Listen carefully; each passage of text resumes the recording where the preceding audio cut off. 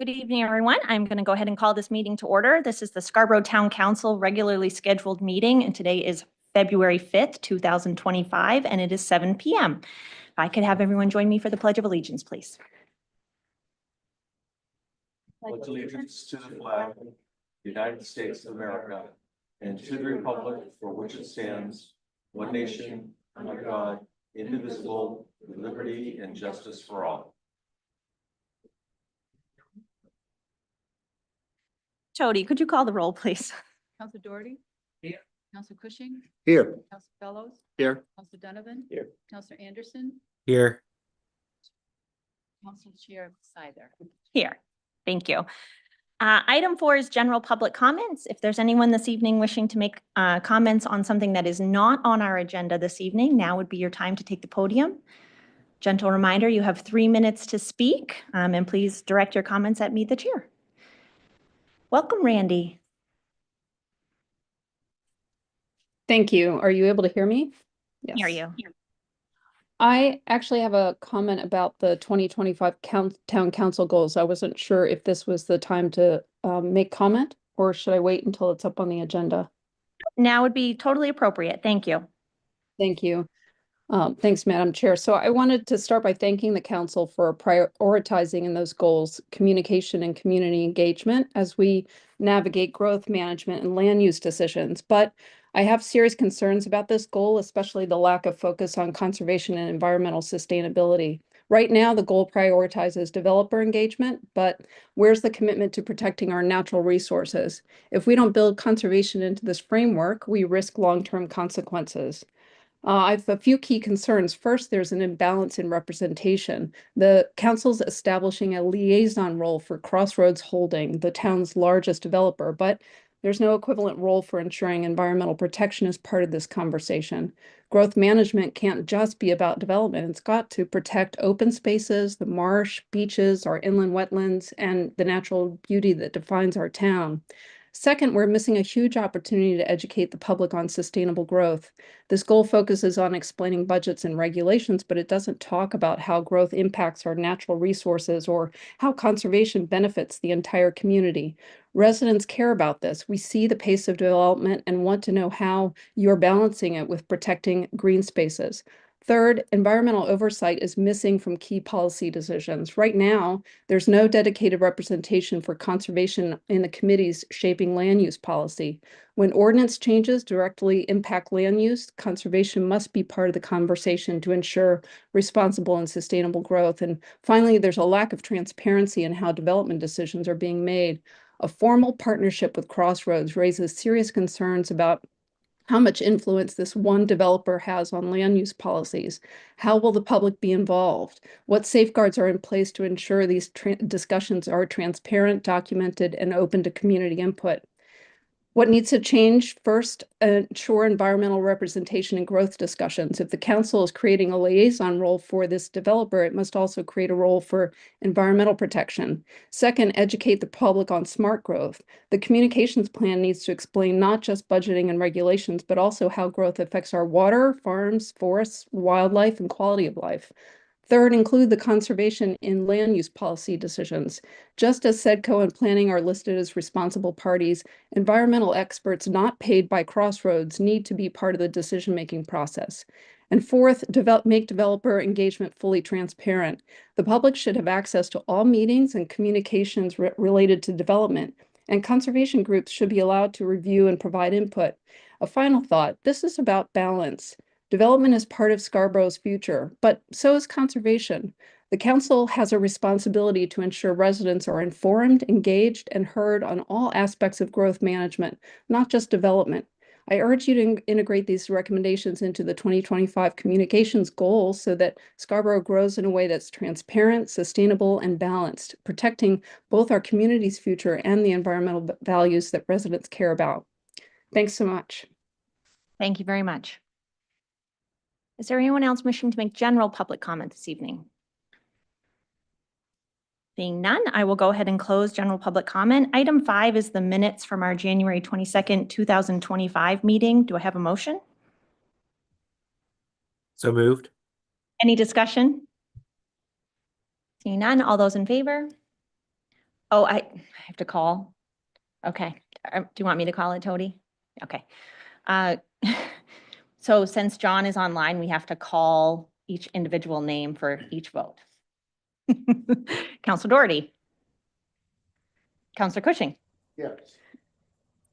Counselor Donovan. Yes. Counselor Fellows. Yes. Counselor Anderson. Yes, sorry. No worries. Counselor Scyther is also yes. That's unanimous. I know all your names. I don't know why it's difficult for me to, I'm like pausing for every person. I promise I know your names. Item 6 is adjustments to the agenda. This evening, I would like to propose that we move item 10, standing and special committee reports and liaison reports, to just after item 9. And the reason for doing this is that one of the things that came out of our goal setting session was a desire to increase visibility to those updates. And sometimes because they are the very last thing that we take up at the end of the night, we have cleared the room. And so we were going to give this a try for this evening. So that's my justification for that request. Do I have a motion? So moved. Any discussion? Okay, Counselor Doherty. Counselor Cushing. Yes. Counselor Donovan. Counselor Fellows. Yes. Counselor Anderson. Yes. Counselor Scyther is also yes. Thank you. Item 7 is our treasurer's warrants. I will take care of those and make sure that the town clerk gets those. Item 8 is the town manager's report. Thank you, Madam Chair. First, I want to start off introducing one of our newest senior staff members, and he's hiding behind Norm. Norm is actually just shadowing him. Nick Cleach, new Community Services Director, first day this Monday. Nick, just by way of background, Nick comes to us from 18 years of progressively responsible positions in the city of Portland. And in his last position, he was overseeing a $7 million budget with sizable capital projects, 4 community centers, an outdoor pool, and two, there you go, thank you. 9 before and after care sites, Riverside Golf Course, and in total had about 60 direct reports. So Nick comes to us with just a wealth of experience. And I'd like to think that this will be easy for you comparatively, but here you are in your first week, and items on the agenda, and you're at a council meeting. So welcome aboard, Nick. We look forward to your support. With respect to the Eastern Trail project, I'm very, very pleased to report and hold up in my hand the permit that I've been talking about for months upon end. We did receive this Monday. And so we are immediately moving into the next phase. What this will now, the next steps will be for us to submit all the final paperwork to DOT for their review and approval. Angela has been a tremendous help for me. This is a so-called locally administered project, so there's very particular processes that must be followed that I'm learning all about. So we'll be submitting those materials to DOT. Then they, in turn, because a lot of this is federal money backing this project, needed to send the package up to Federal Highway, which will happen. Long story short, if you play all the likely timeframes out, I think by April 1st or so, we should have bids back in hand. And that is approaching some pretty critical time. There are some endangered species, some species of bats. I wish I could tell you what they are. But it's really imperative that certain parts of this project get started, earlier in the year. So we're up against it, but very pleased that we're finally moving on. I'll continue to keep this on, perhaps not for every meeting, but I will make a point of keeping you abreast of where we are on this project. With respect to our transportation grants, I'm again pleased to report that last week the town did submit a bid for, not a bid, but a grant application for the Payne Road corridor. There was a bit of last minute shenanigans just with uncertainty at the federal level with grants. They actually changed the name of the grant program about 48 hours before the submission date. So we've been talking about a RAISE grant. It's now called a BUILD grant. They also changed some of the not parameters, but the preferences, if you will, and the emphasis. We were able to kind of pivot quickly and do our best in short order to be able to play to those new stated objectives. But very pleased to have submitted that within the deadline. Acknowledgement to Angela and Norm and Karen as well for all their work in putting that together and making submission on time. In addition, on your agenda this evening, under Resolution 2503, we do have the other grant that we've been talking about. This is another US DOT grant, but it's the Protect grant, and this is for the resiliency project, the Route 1 project that would propose to raise Route 1 across the marsh and really create a bridge structure in place of the existing culverts. This has been an exciting process that I've made you aware about in the past. This is a critical step for us and for the council to take this action in support of the resolution that will essentially do two things. One, acknowledge and make a commitment of sorts regarding the local match, and then also authorize me to provide a letter of support for the grant application. I was pleased to be part of a so-called Chairs in a Circle. This is something that GB-COG has done.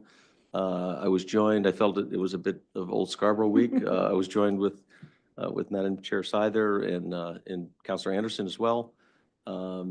Former Councillor Paul Johnson was in attendance, as was former Councillor John Clucci and former Councillor Katarina. So we had 5 people.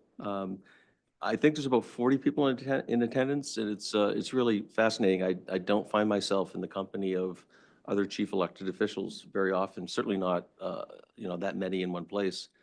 And the theme of this one was property tax, and it should come as no surprise that's a hot issue across Maine. And I'm pleased that they prioritized that, and there were a lot of strong opinions, a lot of concern I heard expressed.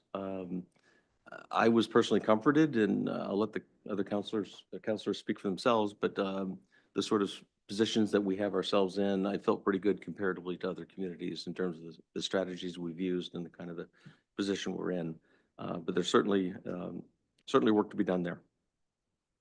I just want to acknowledge and thank the council for allowing senior staff to meet with you to share our concerns. I've heard from countless members of my team that it was a very productive session. They felt like they were heard. So very much appreciate the opportunity, and hopefully we can make that a bit of an annual tradition. And I think we can probably improve on it beyond that as well. Just a quick little warning for all of us taxpayers in town. Second half payments of taxes are due on or about the February 6th. We'll be mailing out those second half tax bills, and those will be due on March 16th. So we try to get them out and provide plenty of notice and time for folks to make that payment. Liam, I think attached the next couple of pages here, I just want to take a moment. As the council's aware, we did go out to the bond market, and we had a very successful sale this week. I want to report on those results here this evening. We had a total of 9 bidders, which is extremely good. More importantly than that, I think, is really the tightness of them. It's really hard to see, but the low bid was 3.25% essentially, high bid 3.39. So 1, we had a lot of competition. 1, they were tightly packed, and 2, they were tightly packed.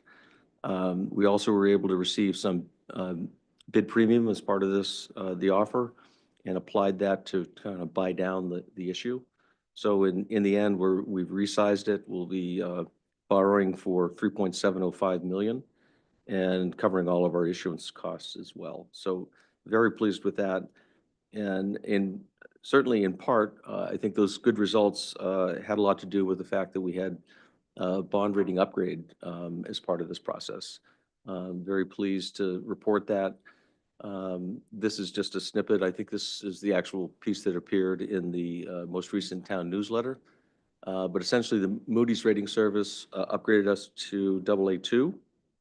That's a big deal. And then for anyone that's been paying attention to move up, we're extremely proud of that. And it's taken probably a decade of very dedicated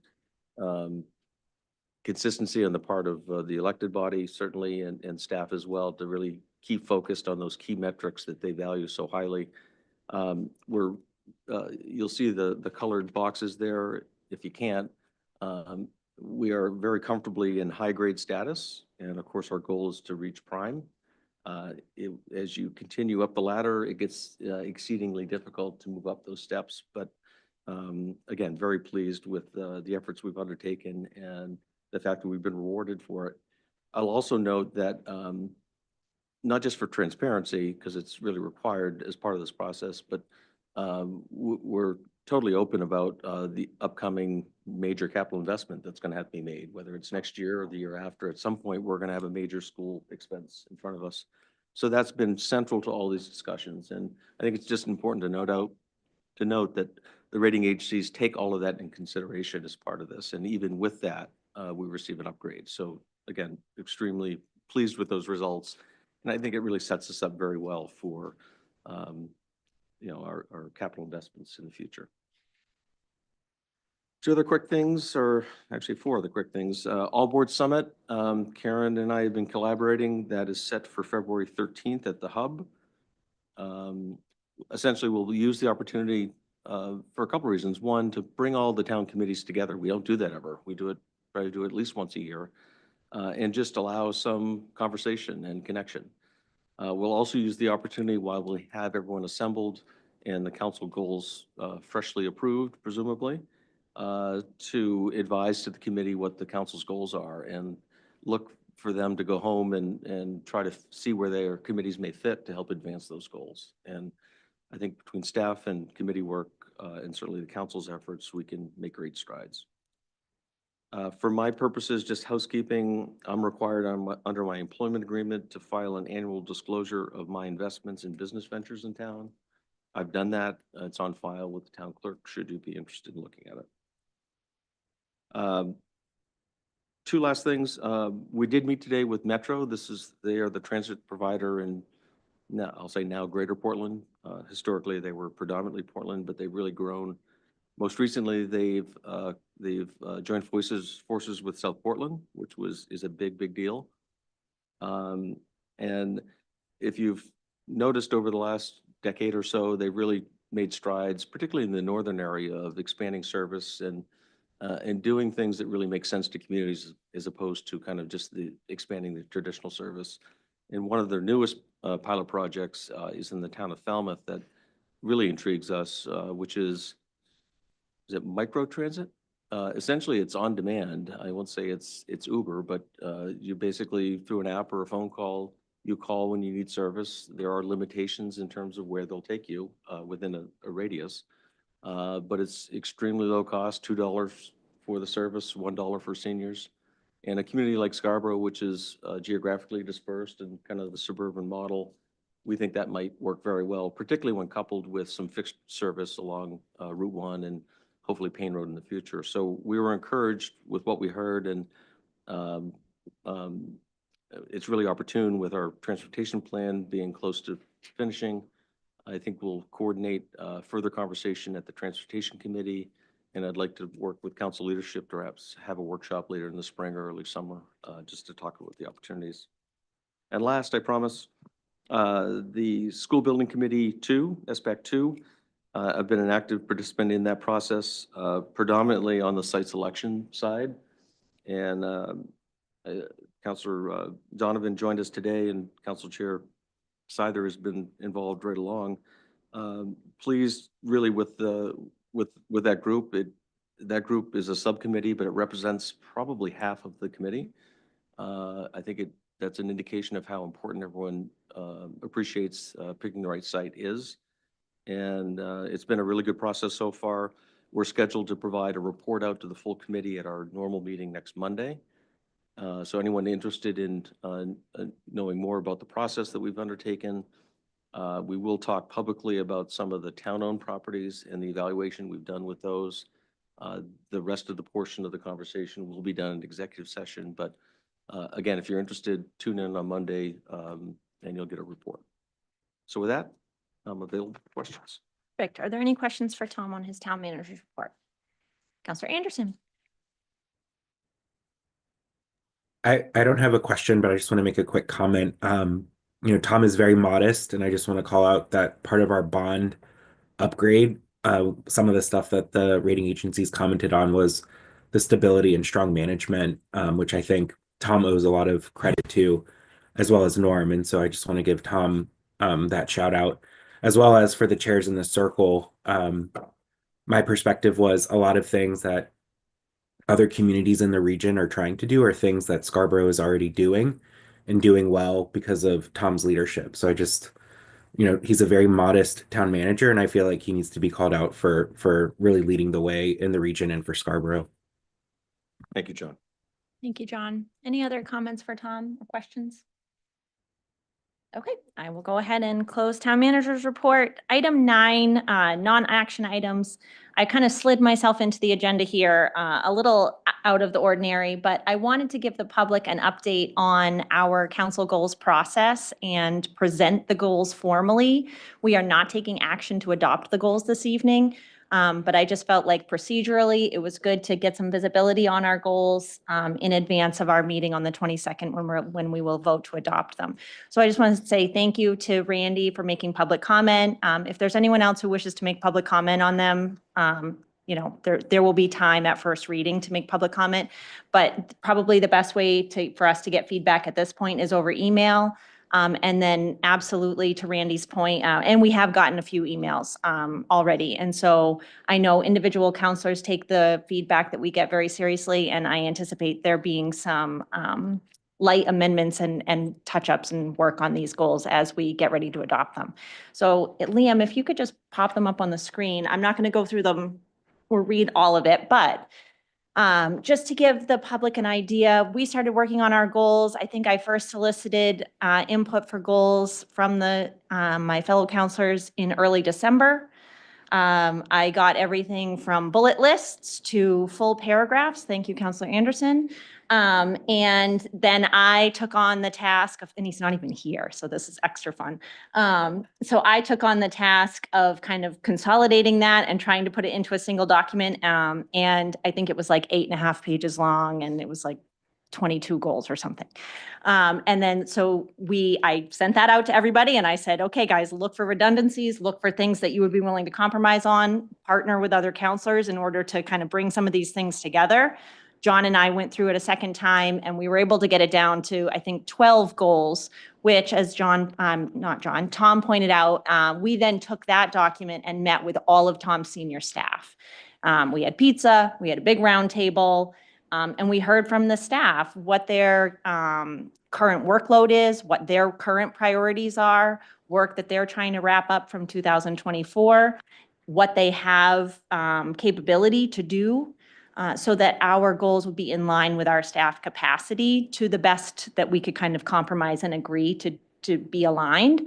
And it was great to get their feedback.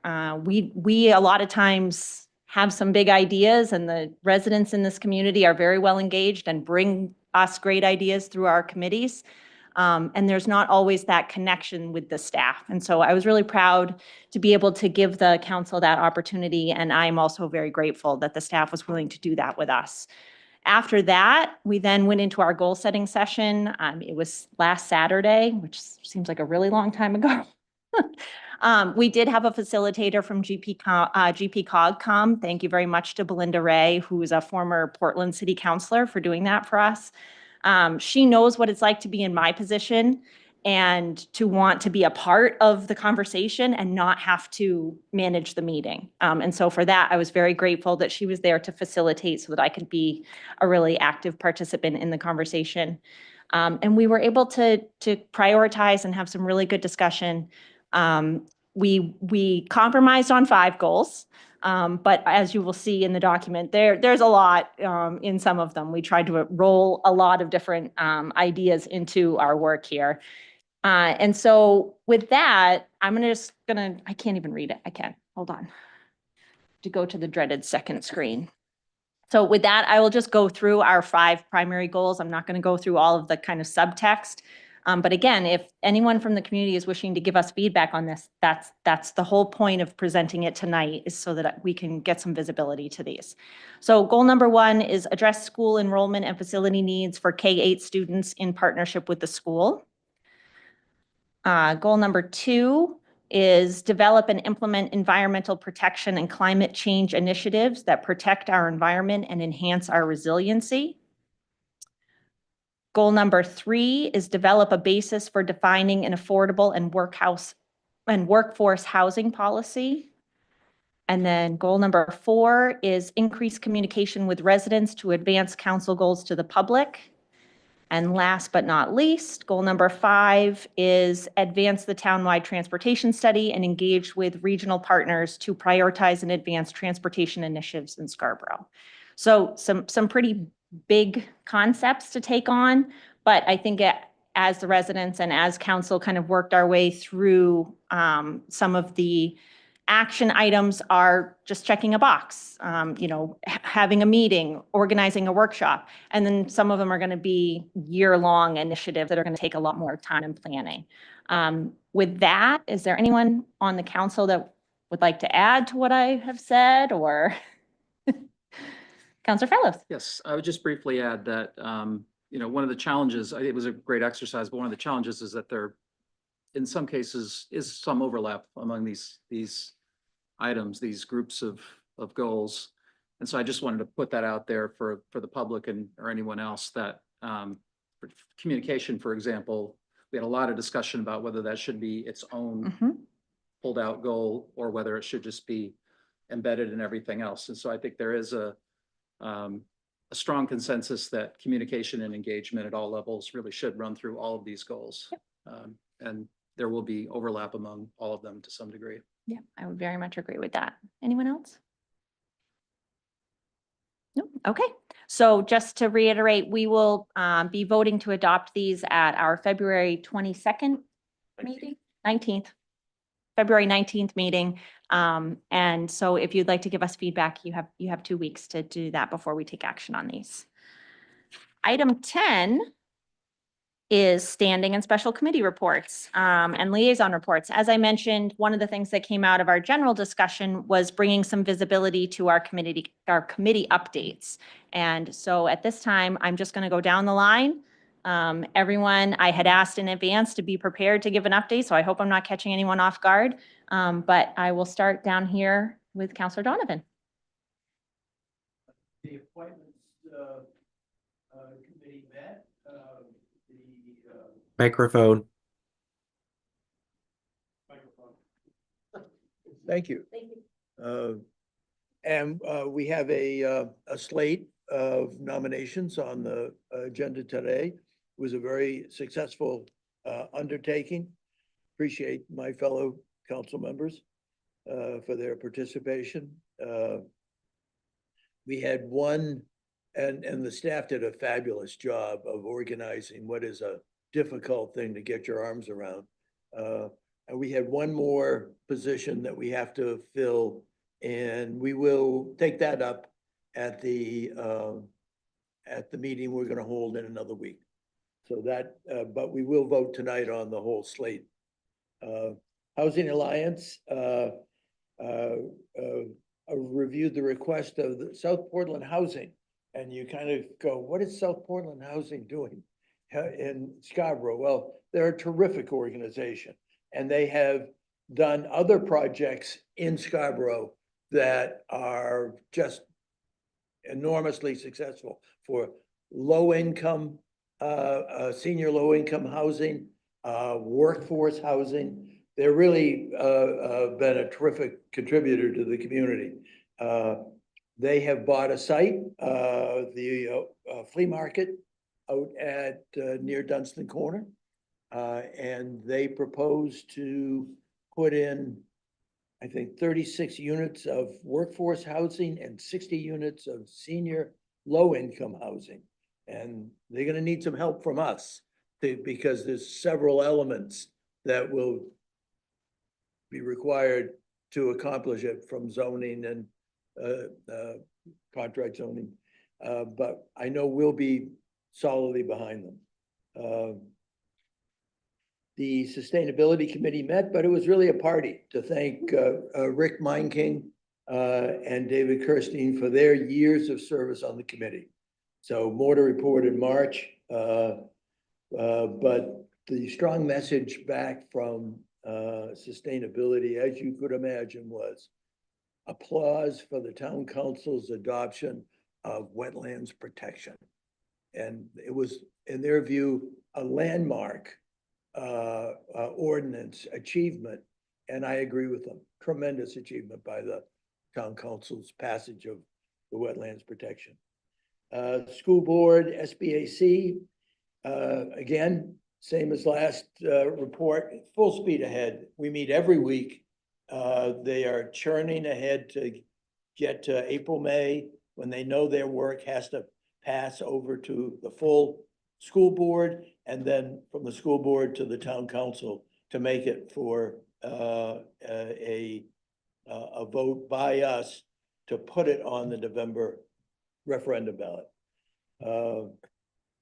I attended the school board's ad hoc site committee today because I really felt that I didn't have a good handle on that. April was there as well. And I was very impressed by the level of detail. I would recommend anyone who has the opportunity to tune in for the Monday night school board meeting, because they will be the committee will be reporting to the school board on where they're at. And The it's- committee, sorry, Bill, the site selection subcommittee will be presenting to the school board Committee, building committee, yes, thank you. SBAC. So that be a good one to catch. Thank you. You've been busy, Bill. Thank you. Counselor Fellows. Thank you. Rules and Policy Committee met last week. We've got a couple of items that are on the agenda this evening, one of which are a couple of proposed changes to the makeup and functioning of the Parks and Conservation Land Board, the PCLB, which among other things will be really out in front in administering the recently passed $6 million land bond. We'll go through those details later. The committee also recommended the approval of couple of revisions to the decorum provisions of the public comment policy under Chapter 302, which we'll get into. And then we had a little bit of discussion about, there are 3 committees that are have been inactive or dormant recently: ADA Advisory Committee, the Seniors Program Advisory Committee, and the Historic Preservation Group. There hasn't been anyone who's stepped up recently to serve on those. They've really been inactive. There's a general reluctance to just eliminate them.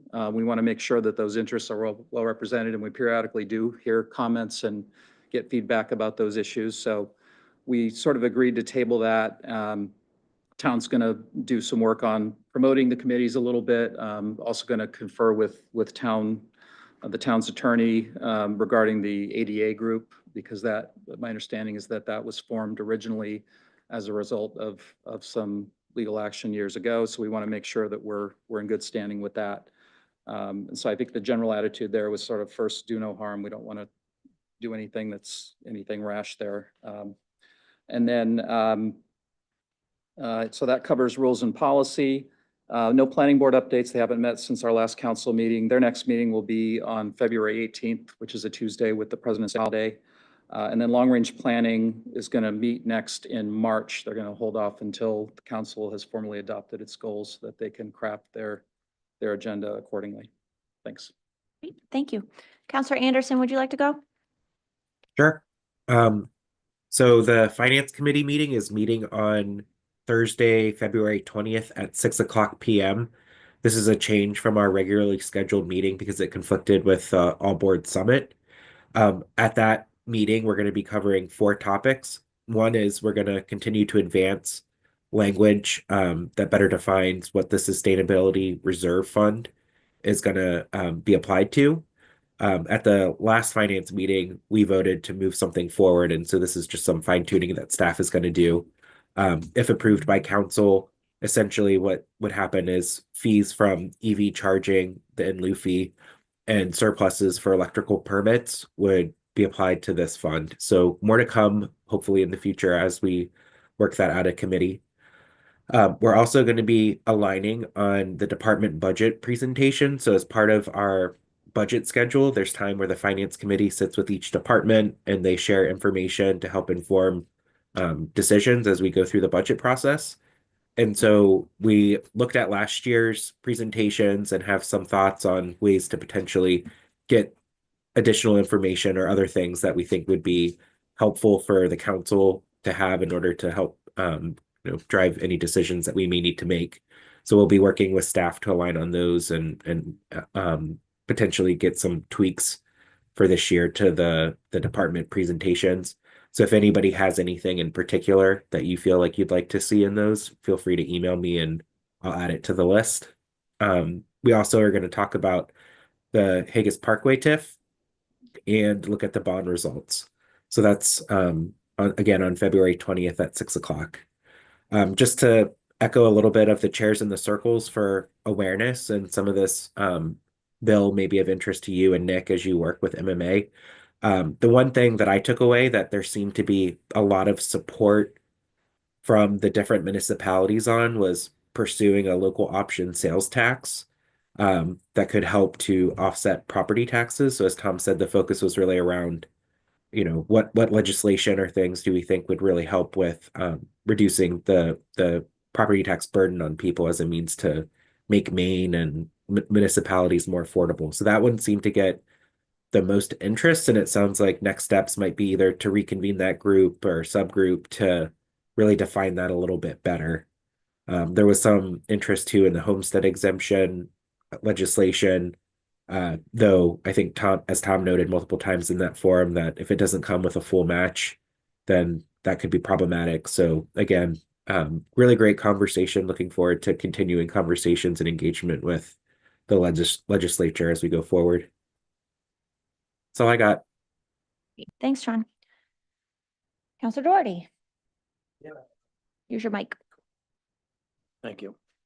Corey covered that meeting that we went to, and the harbor meeting I didn't make. My daughter had a thing at the high school, so I didn't make it to that or the claim committee. And just on what John just said and what Tom said about that meeting. What Tom and John just said about the meeting on the taxes, higher taxes, and he just mentioned about sales taxes instead. It's still taxes, we're still paying it. I mean, it's robbing Peter to pay Paul. So the true thing to do is to cut spending, and that's it for me. Counselor Cushing. I attended a lovely meeting of our Chamber of Commerce. Nice people who are trying to promote our local business, and I believe their focus of this meeting was to better understand their membership needs and to be more responsive to them. And I hope I'm not telling tales out of school, but they also made a pretty hefty donation to Project Grace. So good for you, local business people. Thank you. The Communication Committee has not met. It will meet prior to the Finance Committee on the 20th at 5 o'clock. And for those of you who weren't tuning into my last report, we will be focusing on budget communications and working to sort of build a reusable structure for getting out to meet people where they're at.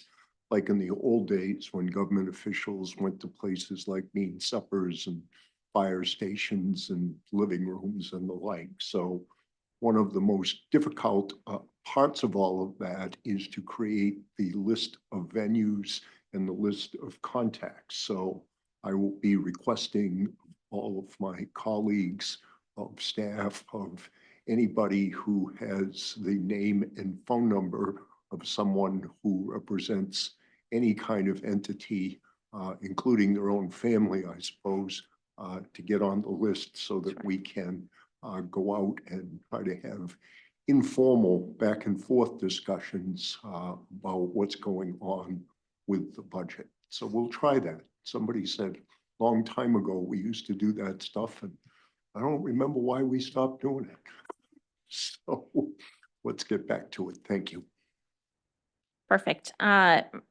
For me, I was at Chairs and Circles. Tom and John already did a great job summarizing the key takeaways. The only other thing that I would say was a big takeaway for me, and I hope that it resonated with the folks at GPCOG, is a lot of times when we talk about our struggles and we have a lot of elected officials in the same room, you know, not everybody in Cumberland County, not everybody who's a member of GPCOG has the same issues. And so what ends up happening is we talk about our differences and we kind of lose sight of the fact that we need to be working with our legislature to align on things in order to make things happen in Augusta, because the northern contingency in the state is aligned. They are aligned on their struggles and they are aligned on what they're hoping to get done. And so what I took away was, let's get our act together here, Cumberland County, York County, and start using our legislation to get some things done for what needs to be happening in our region.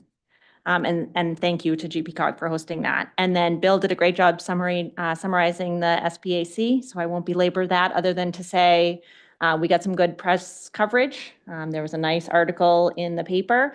And so thanks to our communication committee, subcommittee of that larger group. Again, Tom said the site selection is about 50% of the membership. The communications subcommittee is also a fairly large subcommittee.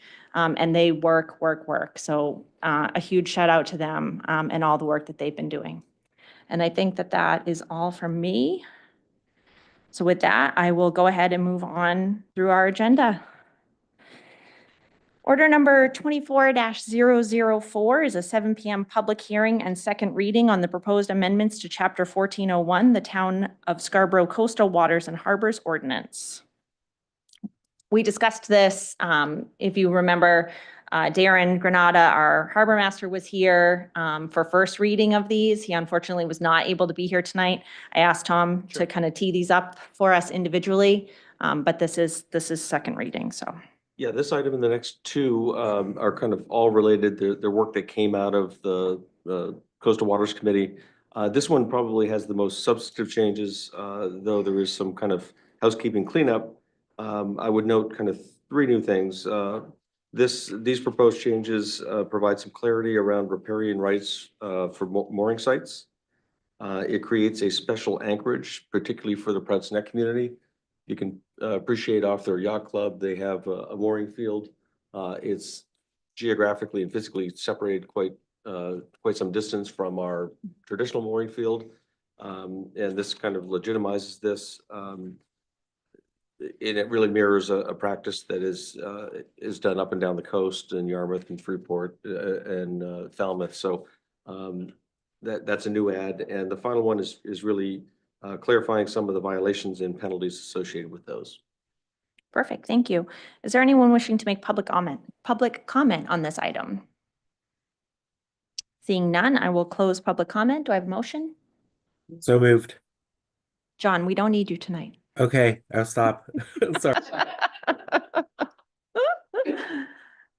Is there any council discussion? Seeing none. Oh, yes, Scott, go ahead, please. Just one thing, I didn't make it to that meeting, so, and I haven't heard anything from Prouts Neck, so I assume that they were there and they had input on this and they're okay with what it is. Yes, frankly, this, for the first time, Scott, makes it legitimate what they're doing. We really didn't have a mechanism in our ordinance to allow the mooring field to exist where it did, where it does, I should say. So this really creates a legal appropriate system for them to be part of our regulated mooring Yes, areas. because you had charged them before in the past, We have. They had, yeah, I mean, because they've had moorings there for 100 That's right. years. Yeah, No, they certainly have been engaged and I believe are supportive. yeah, Yes. okay, thank you. You're welcome. Any other council discussion? Seeing none, I will call the vote. Councilor Doherty? Councilor Cushing? Yes. Councilor Donovan? Councilor Fellows? Yes. Councilor Anderson? Yes. Councilor Scythers, yes. Thank you. Thank you. Order number 25-005 is a 7 p.m. public hearing and second reading on the proposed amendments to Chapter 1002, the Town of Scarborough Shellfish Conservation Ordinance. Yes, this one truly is in alignment with state requirements and in particular, Department of Marine Resources. These changes have been reviewed and approved by DMR, which is a critical part of this. And so they are in front of you for your consideration. Okay, is there anyone wishing to make public comment? Seeing none, I will go ahead and call the vote. Counselor Doherty? Counselor Cushing? Yes. Counselor Donovan? Yes. Counselor Fellows? Yes. Counselor Anderson? Yes. Counselor Seiler is yes. Order number 25-006 is a 7 PM public hearing and second reading on the proposed amendments to Chapter 311, the schedule of fees relating to Chapter 1401 and Chapter 1002 above. Yes, this is an amendment to our fee schedule in two particular ways. One is the introduction of a new 3-day pass for non-resident recreational diggers. I think this was born out of the fact that many folks here for a week vacation will say are looking to dig for more than one day. And so I think there's a recognition of giving a slight little break rather than requiring them to get a day pass for every day they want to dig. The other one, which is another change somewhat related to an action you just took, was to impose a new fee for the federal anchorage or special anchorage areas. I would note it is a reduced fee from other mooring costs, and it recognizes the fact that these special anchorage areas do not have kind of the daily use or frequent use of any of the waterfront infrastructure. They kind of get to their boats and do their thing. They never come to the pier, so to speak. And so, Councilor Doherty, that's something that you and I should probably talk about. I know, given your particular situation, you may well qualify for this new fee because of the fact that you're not in the mooring field. So I think this is again, it is a cleanup, or not cleanup, but it relates to the prior two actions and puts in appropriate fees in place. Thank you, Tom. Is there anyone wishing to make public comment? Seeing none, I will close public comment. Do I have a motion? Any discussion? Okay, I will go ahead and call the vote. Counselor Doherty? Counselor Cushing? Yes. Counselor Donovan? Counselor Fellows? Yes. Counselor Anderson? Yes. Counselor Seiler is a yes. Thank you. Thank you. Resolution 25-003 is act on the request to approve Resolution 25-003, supporting the Maine DOT's submission of a US DOT Protect grant for resiliency of Route 1. Okay, so you want to introduce? Give me a break. And our town engineer, Angela Blanchett, is here. Welcome.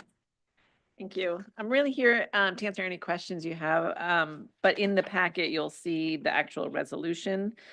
We are partnering with DOT is actually formally submitting, so they're looking for our support as well as our local match.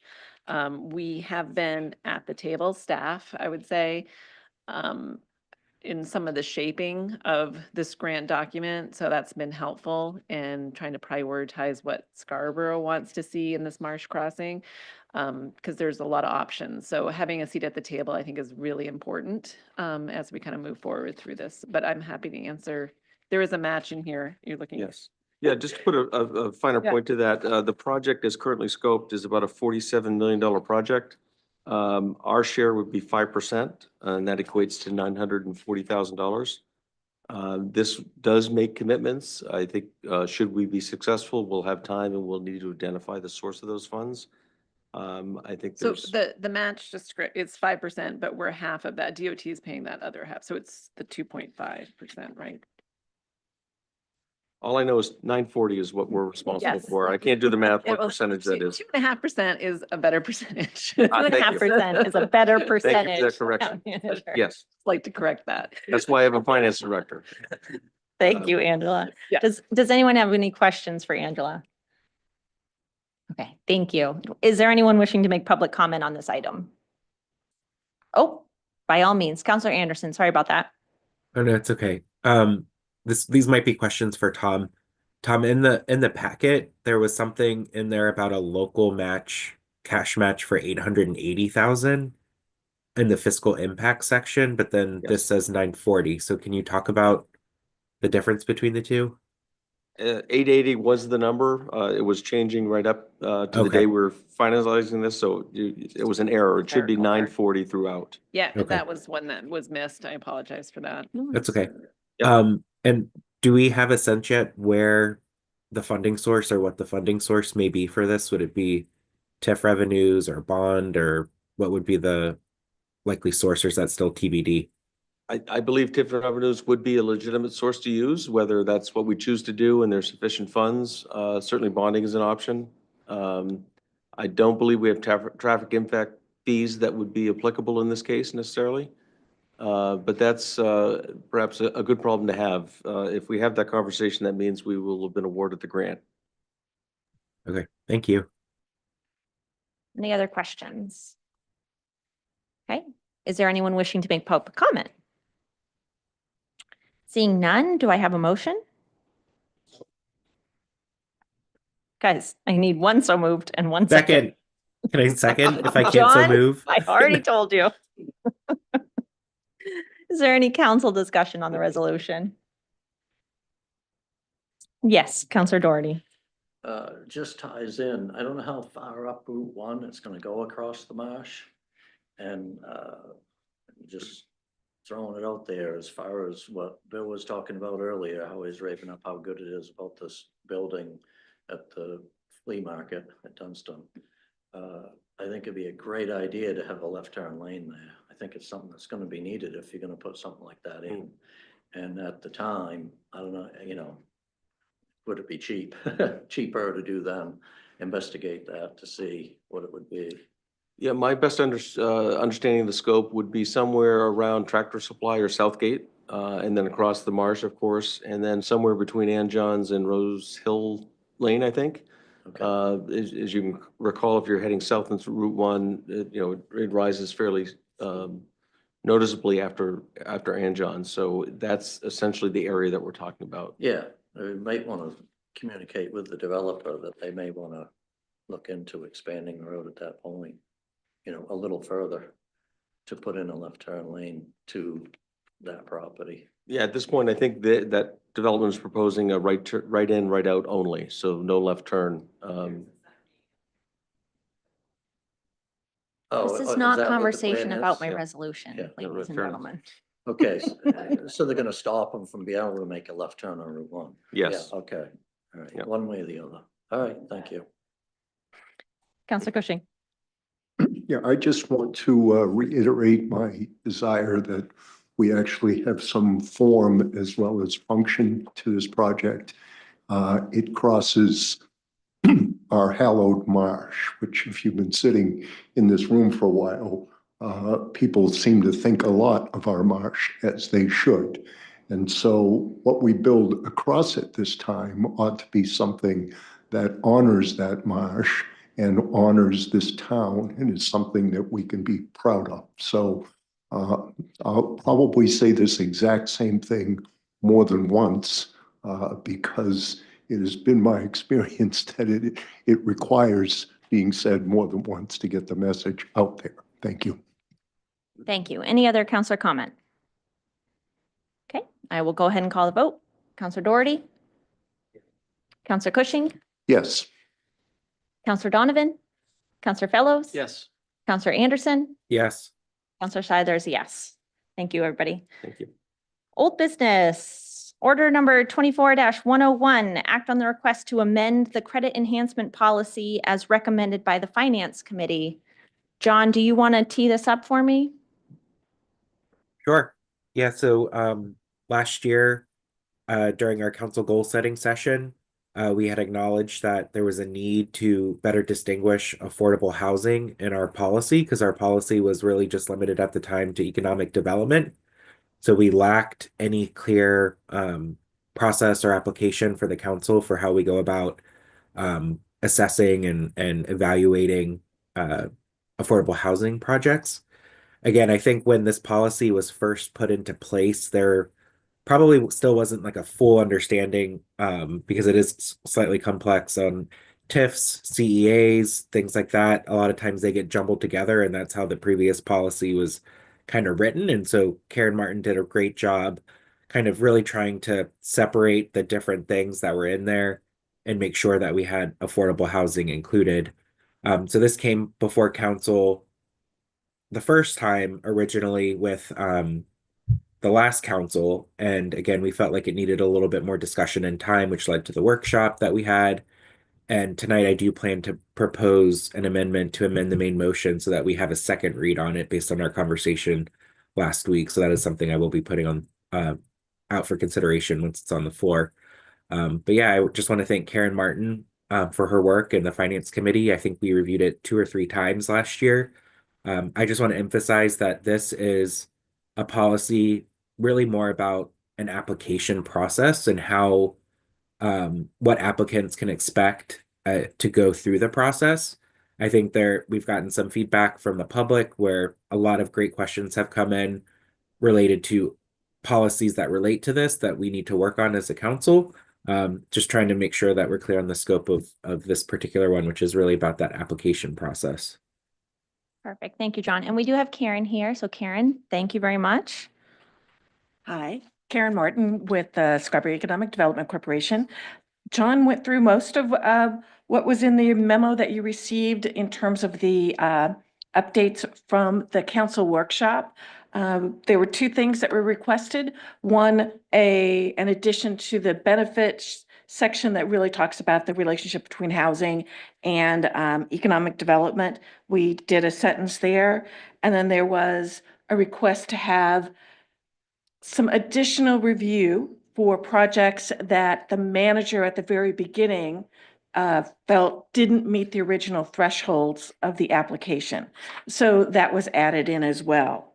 And then I did sit down with former Councilor McGee, and we went through a lot of different questions, and there were some really good suggestions about not changes to the ordinances, or to the policy, but clarifications. And so we've added a few clarifications just to make sure that we're communicating well.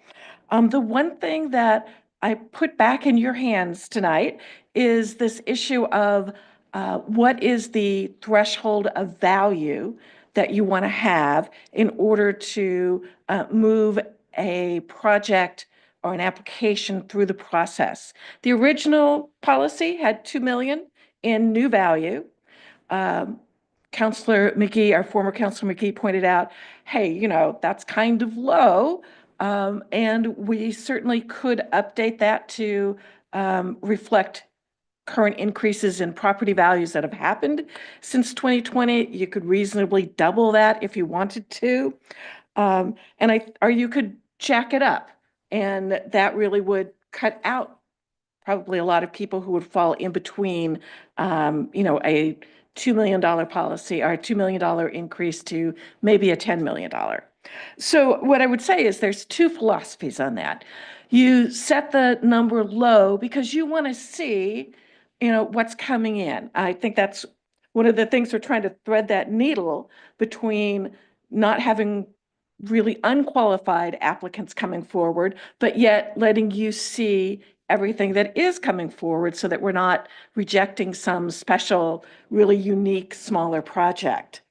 And again, the second philosophy is, hey, if you're really interested in new value, go ahead and set it a little bit higher. I did pull the City of Portland's policy that was updated in 2023. They actually do 1 million for economic development projects and 500,000 for affordable housing. So again, I just want to put that back in your arena to say, give me some feedback, what you want this policy to say. And I also did want to echo what Councilor Anderson is saying, is this policy is really about process monitoring and contract safeguards. It's less about what it is that you intend to do with respect to housing or economic development credit enhancement agreements. So it's very possible you want to leave this like this, and as you go through your council goals, particularly with the housing element, there may be some things that you want to add to this. Although what I would say is it references council goals in this. So that is a requirement that they address council goals. So I'm happy to answer any questions. I just wanted to make sure that, you have in your hands this philosophical approach. It's not in my hands. Perfect. Thank you so much, Karen. Before I go ahead and turn it over to public comment, I'm going to turn it over to Councilor Fellows so that he can say a few things. Thank you. You're welcome. As I've disclosed in the past, my employer Preservation of Affordable Housing is involved with the 3I home project that's planned for the Downs. And as you probably know, that project did benefit from a CEA that was approved by the previous council. I just wanted to disclose that. I don't see my participation in this discussion, if I do participate, as being conflicted. This is a forward-looking policy, which would not impact the project I've been involved with. And I don't foresee any impact in the future, but I would defer to my fellow councilors. Thank you. Thank you, Corey. Does anyone have any questions about Counselor Fellows' disclosure? Okay, at this time, I will go ahead and turn it over to public comment. Anyone wishing to make public comment on this item?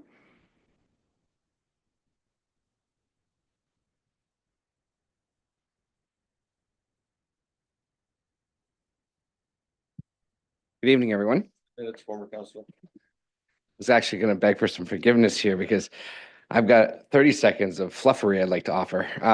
You get none. Thank you for having me. Thank you for doing the workshop. Karen, thank you for meeting with me on this topic the other day. A couple of things I've learned being on this side of it right now and being still engaged in a policy that kind of started when I was sitting there. The three big things. One is still hate technology, which is why I'm squinting to read my phone, is because I couldn't get my printer to work. It stinks. Second thing is that it's harder to talk from here than it is up there. So kudos to everyone that's been doing this for years. It was definitely a lot easier to speak from up there. I don't know why. It's psychological, I guess. So then I'll try to, the other thing I learned was I couldn't get this under 3 minutes to save my life. So I'm going to try my best to shoot from the hip using bullets, because if I read this, which was incredibly eloquent, would have been convincing, and it would have been a done deal had I sent it to you in full form. However, you'll get the bullet version. You'll have to chew on it a bit. So first thing is that I think this, we're now getting into an affordable housing CEA component of this, which I understand was needed because of what was coming forward. I think what I want to make sure that this council is doing in part of this process is getting the verbal discussion and support, saying that, yes, you believe that CEAs are appropriate for housing, because typically a CEA is an economic development tool. And if you were going to make the correlation that housing is economic development in some form, I'd ask that either you provide some data for that or support before just blanket making a statement in a policy. So that would be my one request, to have that discussion here. I wanted to know, and I think Karen brought it up, was the $2 million valuation, whether or not that was a good threshold, because I believe we can all agree that values of houses have gone up considerably. I think tied to that, I would also say that I know there's that 25% threshold in state statute that says, 25% of it must be affordable housing before you can be eligible for a CEA. Does this town council, does this community feel like 25% is the threshold? I don't even know if we have any option on there. But for me, had I, sat where you sat, I would want to see a project that is going to be 50% or more. That's what's going to get me more excited about providing town taxpayer dollars towards a project. 25% to me seems like a very low threshold, but I don't even know if that's something that could be discussed or researched or is of interest to anyone. But that also appeared to me to be a low benefit, in the sense of you're giving somebody 75% of market housing and only getting 25% affordable in return, and we're giving full CEAs. Along that vein, going into the valuation of a CEA, whether or not the council feels it's appropriate that 100% can be recoverable, should it be maxed out? Should you have a cap that no parcel should be encumbered by more than 90% of a CEA of the value? Just to make sure that you don't ever end up in a position to be fully subsidizing something, that you're never upside down on a cost to serve. And I see my time is up, so I will spend the time to email this to you, councilors, so you can enjoy the rest of my missive. But thank you again for your time, and it's a pleasure to be back here. Thank you, Mr. McGee. None of this former counselor nonsense. Hi, Allison Bristol, 6 Bayview Avenue. First, thanks to John for clarifying that there'll be a second read on this. I appreciate that. And I certainly am not going to reiterate everything that I put in my email to everyone today, but I wanted to touch on a few key points.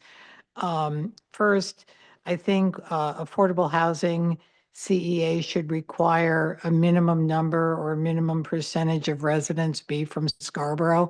And Karen's memo referenced, it or inferred that this was a regional thing, but I think Scarborough residents are concerned about having affordable housing for Scarborough residents.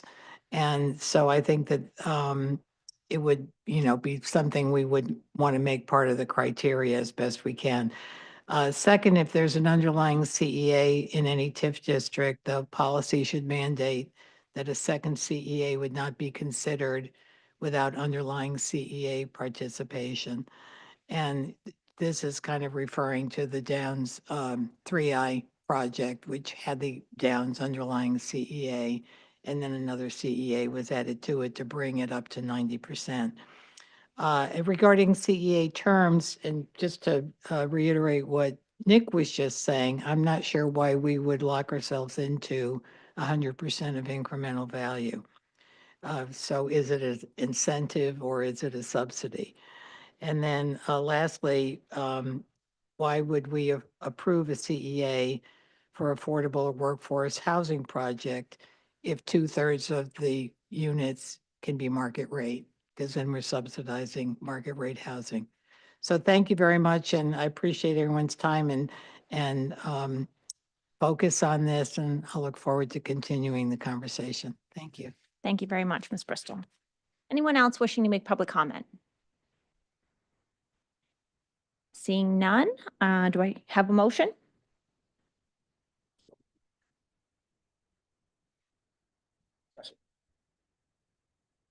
Thanks, guys. Is there council discussion? Just reiterate on her comment, I agree with her about it should be residents only. The one issue with that, of course, everything always gets intertwined, and I met with the police chief, and he was saying how a lot of the guys don't live in town anymore because they can't afford to. So if we did this and it ruled them out because they're living out of town, they would like to live in Scarborough, but they had to leave because they couldn't afford to live here. So it's just another angle to figure when we're doing this. Yeah, thank you. Thank you. Councilor Cushing. Thank you. So I really do appreciate the comments. This stuff can be tricky. And my simple way of understanding SEIAs is it's a tax incentive. And we get, or we had, I guess, a tax incentive that was encouraging home ownership that allowed all of us to deduct our mortgage interest. The government thought that it would be a good idea if a lot of us owned houses. And so they implemented a social policy and put some teeth in it with a tax incentive. And essentially, at its base, that is what a CEA is. And I think the nature of the comments I've heard is that we ought to be pretty clear on what it is we are incenting. So on the one hand is a lot of the good work that Karen has done in really, I think, clarifying, as we said at the outset, the procedures for how this thing moves along. That's very much associated with the how. But I would agree with the commenters that we still have some work to do on the what and the why. And I think that does address questions like, the mix of residents and how much of an incentive are we going to give? And clearly, how do we determine whether or not we got what we were looking for? So those are my general comments on it. And I'm very pleased that we're going to take a little more time on this because one thing is absolutely certain. Once the gavel goes down, these things hang around a long time. Thank you, Councilor Cushing. Other council comments? Councilor Fellows. Thank you. I also appreciate the continuing work that former Councilor McGee has done on this. I know it's something that he and others on this current council had to grapple with. And I appreciate the other public input. Just to piggyback first on Councilor Doherty's comment, and it was a comment during public comment. around local preference. That does get to be a thorny issue sometimes, particularly where many of, to the extent there is affordable housing, it's often financed with some combination of public resources, including from Maine Housing and or the federal government. If the federal government is still in that business going forward. And they typically look very warily on local preferences, especially if they're too far reaching because of fair housing concerns and what they call disparate impact. And it gets really wonky, but it varies a little bit by state, but it can be tricky. In Massachusetts, for example, you can have a local preference up to a certain percentage that applies just at initial lease up. And then upon turnover going forward, it's open to anyone. My hope would be that there could be a mechanism for having some form of a local preference, and that's something I would hope we could continue to talk through, subject to any and all applicable state and federal fair housing regulations. And it is a tricky thing. And I've been involved on the other side of this in a lot of different places. And it's a very understandable impulse that a lot of communities have. If we're going to make this investment, if we're going to incentivize these things, we really want to make sure that our residents benefit, or to Councilor Doherty's comment, folks who may want to come back. So it may be threading the needle a little bit, but it's a valid concern and something that I think we can continue to work on. On the question of the $2 million threshold value, that's something I need to give a little bit more thought on. I tend to lean, my inclination is to not want to increase that or raise that bar too high, and err on the side of potentially having more things come in that maybe don't go forward. There may be some smaller projects that could be very worthy. I tend to agree on the threshold affordability. I'd like to see more than 25%. I think 50% could be reasonable, but that's something I'm open to discussion on. And I certainly understand the comments about having kind of an overall cap on the CEA coverage. So I'm also glad, and I appreciate Councilor Anderson's intent to give us another whack at this. Thank you. Great, thank you. Councilor Anderson. I think I agree with a lot of the things that Councilor Fellow just said. You know, I'm open to increasing the affordable housing threshold from 25% to higher. I think I would look to Karen or staff to help guide us on if we go up, what makes the most sense. I would also say, one, I just want to thank Councilor McGee and Ms. Bristol for their very, very thoughtful in digging in on this policy. And, you know, I do think a lot of the questions and things that came in, which I finally was able to read, are really more things that we really need to be thinking about as we go forward with the affordable housing goal, and how that may then come back after we have those conversations to further implement or impact this policy. So I view this first pass of the policy as kind of our first go at really just having a pathway.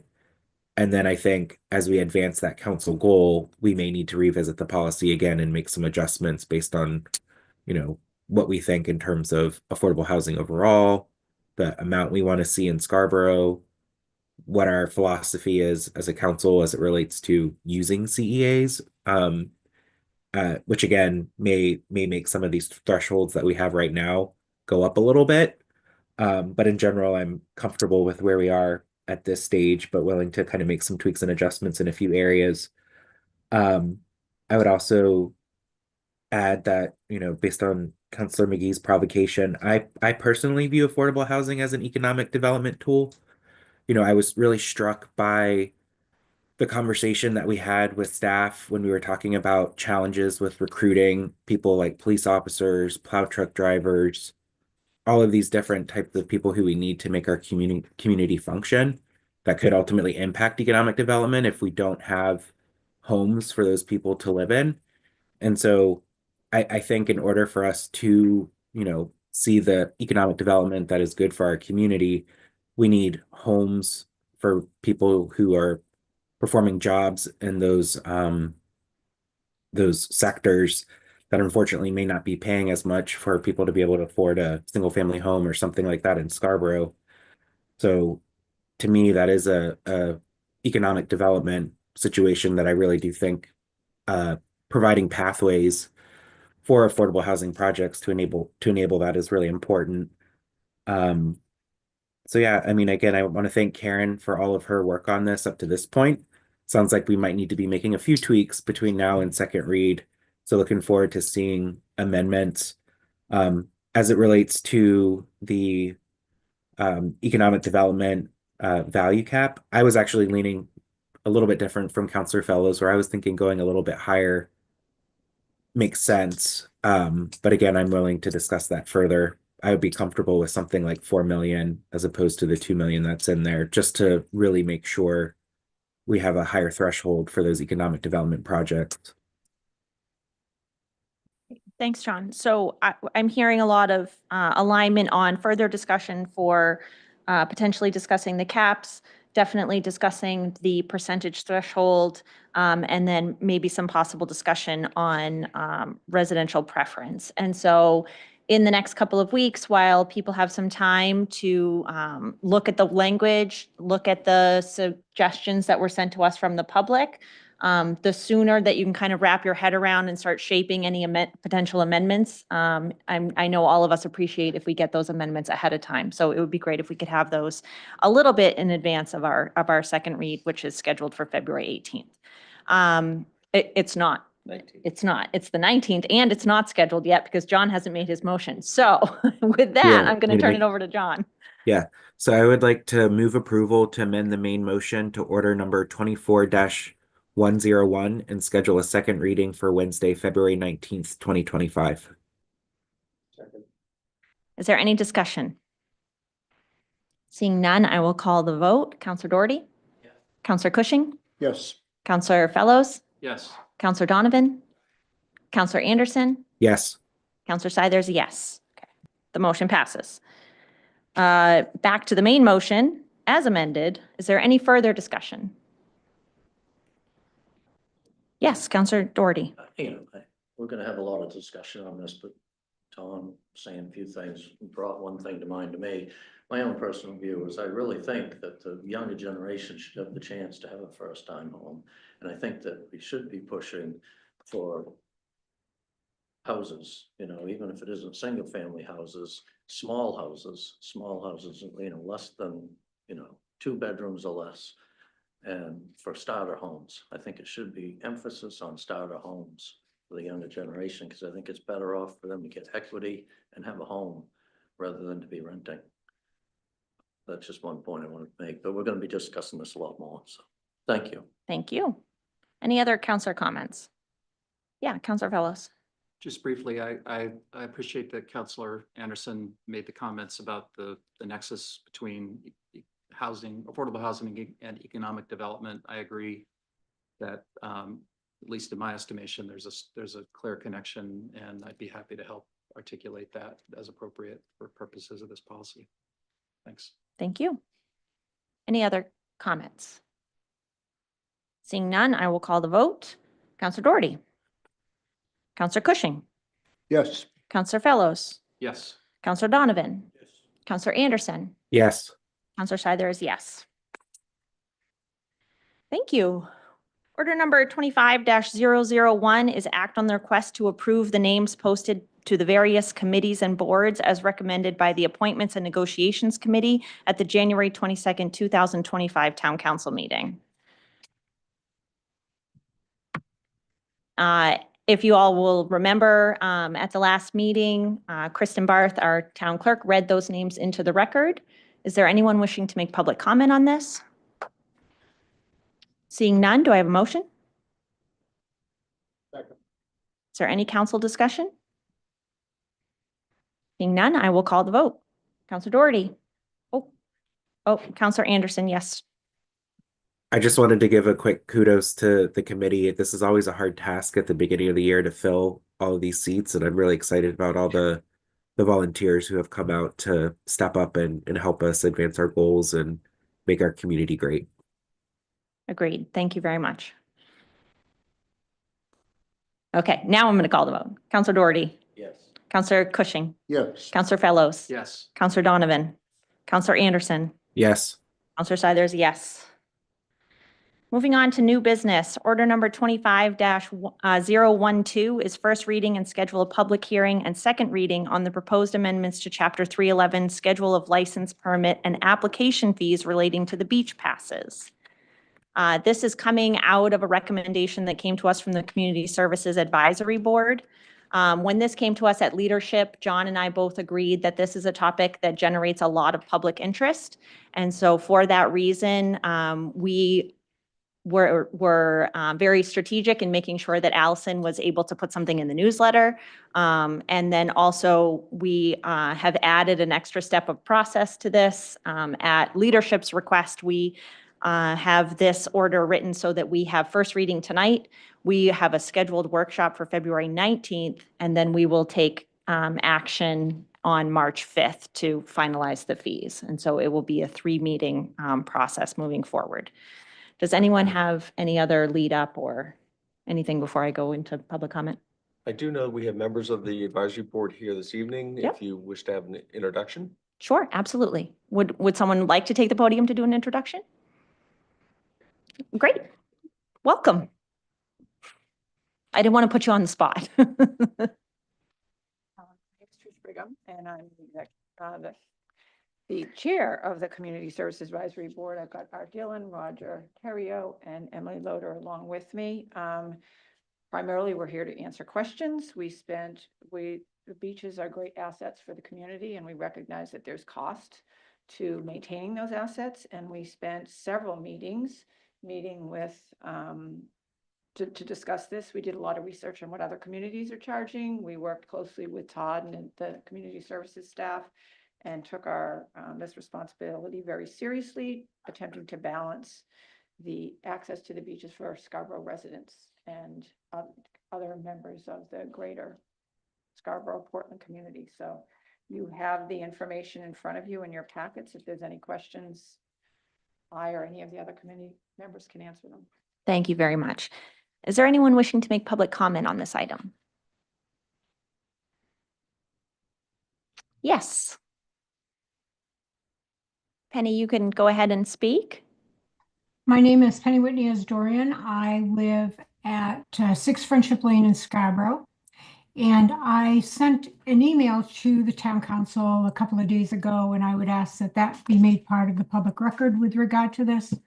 I also want to say that I attended many of the Community Services Advisory Board meetings, and I was extremely impressed with the diligence that they've made to make sure that to keep this access to the beach affordable for our residents, but also understanding that there needs to be an increase, as there hasn't been one in 8 years, in order to keep the facilities and the services that we provide up to date.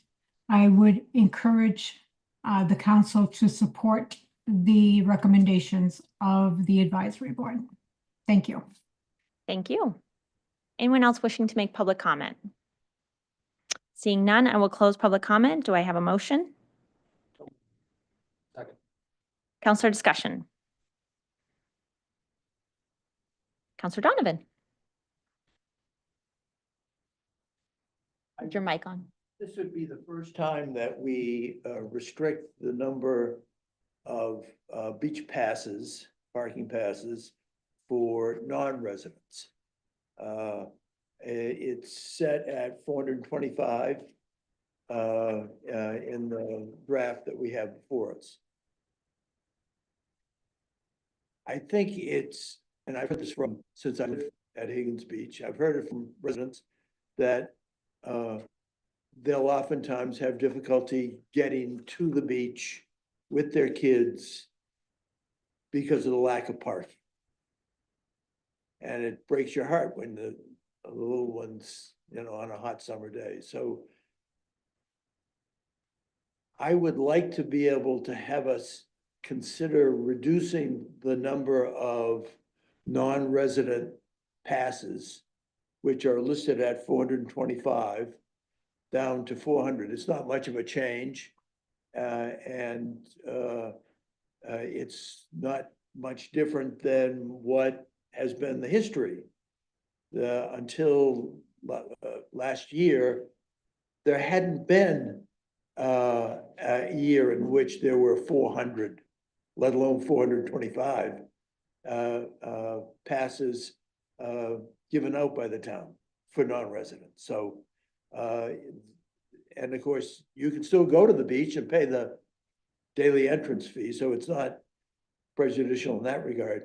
But it would, in some small way, help Scarborough residents in terms of access. And therefore, I wanted to bring it up tonight so that when we have public session next meeting, it's on the table. And then at second reading, I would move that question.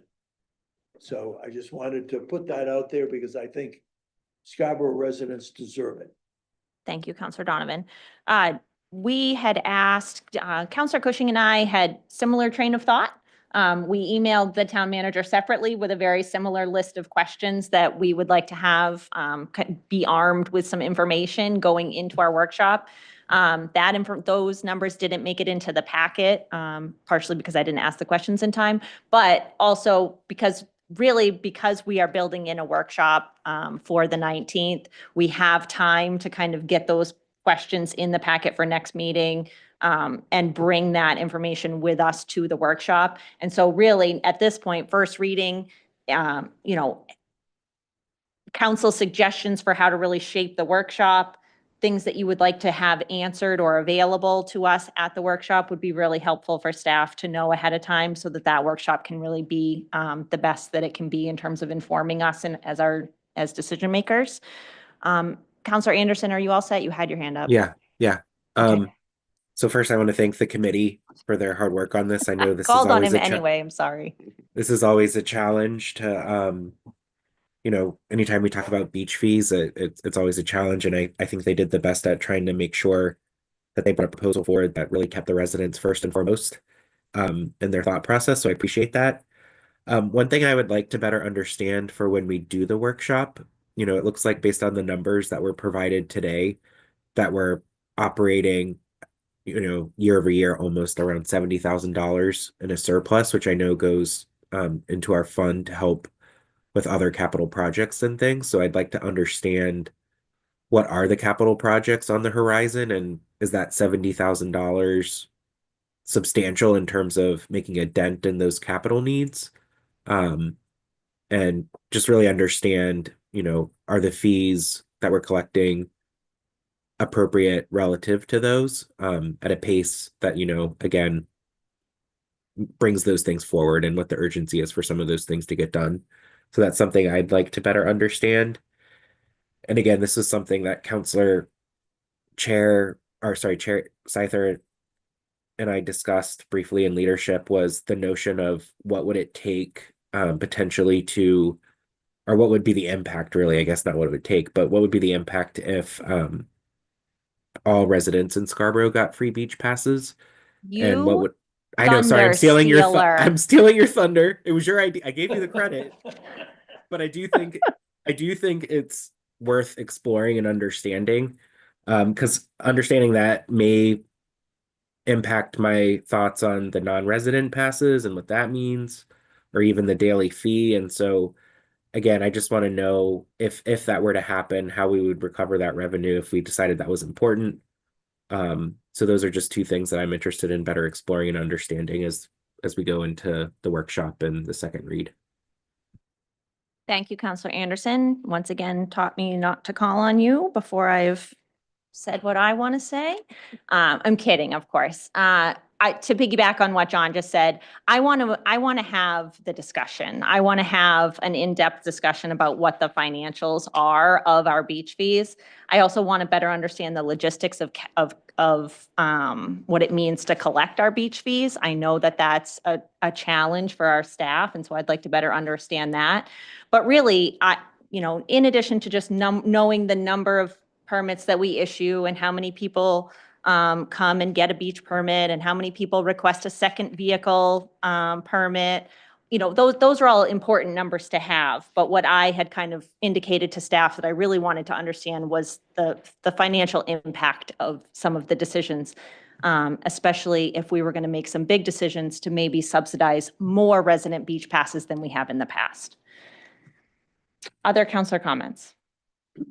Yep, Counselor Cushing. Yes, well, I think, first of all, to me, it's important to get clear on what problem we're solving. So I think to Councilor Anderson's point, for the last couple of years running, surplus of $73,000 income over expense. That's a good thing. Apparently, that doesn't include the waterfront manager's salary, so probably less than that. But so the notion of kind of keeping fees up with increasing costs sort of on its face makes sense. I took some of those numbers and I'm sorry, I crunched them. The average beach fee for 2024 was $14.45. If you actually multiply what we collected by the number, what the fee was by the numbers in that category, and then add them all up and average them, $14.45. The proposal here is to go to 20, and that looks to me like it will create an additional $116,000 in revenue. And frankly, that's probably a good thing. It's still a steal for people coming. But the more important issue, and full disclosure, as long as we're putting conflicts out here, I walk on Pine Point Beach all summer, and it irritates the out of me when I can't get a parking space down there.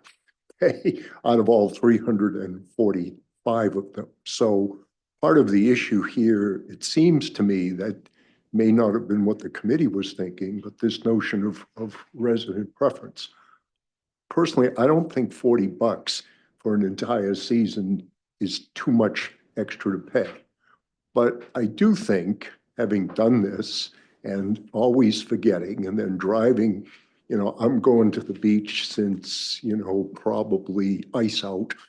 Right? And so when I get down there on Memorial Day and I see that the box is set up and they want my fee, sometimes they're nice and let me in, other times they send me to the town hall. It would be much better for me if somebody says, show me your registration, give me $40, here's your sticker, and they write it down.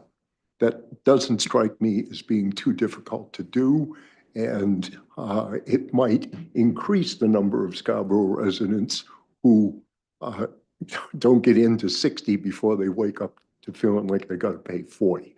So, and I think the last piece is that it sort of all connects with our growing property taxes, the fact that we have very, very few ways to sort of reap some economic benefit from all of the tourists that come here.